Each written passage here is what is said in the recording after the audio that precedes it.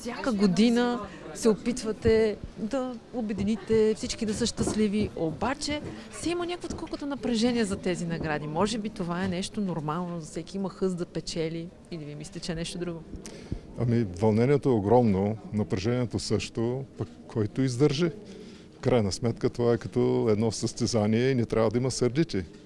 Трябва да е стимулиращо, трябва да е нахъсващо, трябва да е красиво, пък в крайна сметка трябва да е и като шоу. Някой си мисля, че ви му определяте наградите. Не.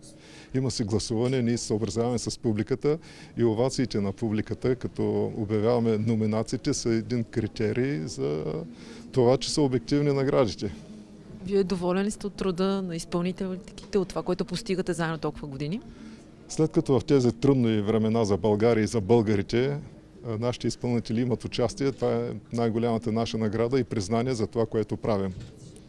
Липсата на Галена тази вечер, какво е за вас? Тъжно. Аз не зная дори по каква причина е тая липса, но сигурно е основателна, според нея. Така че ще видим.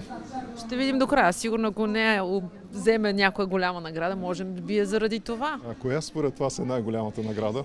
Ами не знам, те много започнаха да дублират. Певица на годината, музикален идол, те и двете според мен са еднакво големи. И двете са почти еднакво големи, но завършваме с музикален идол, което според мен е обединяваща награда. Като певица, като стайлинг, като визия, артистичност.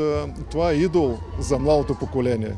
Това е според мен най-голямата награда. Но според мен всеки си я приема по свой начин, включително и публиката. Да. Зато и не напразно и аз ви попитах вас, според вас, коя е най-голямата награда?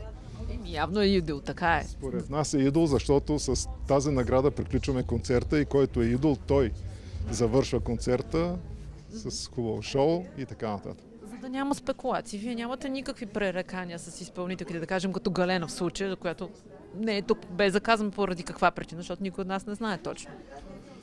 Аз специално мога да споделям и да споря ред неща с изпълнителите и те си имат свое мнение. По някой път то е продиктувано от различни фактори и е много фрапиращо в сравнение с моето мнение. Аз съм по-консенсусна личност, за разлика от някои наши изпълнители.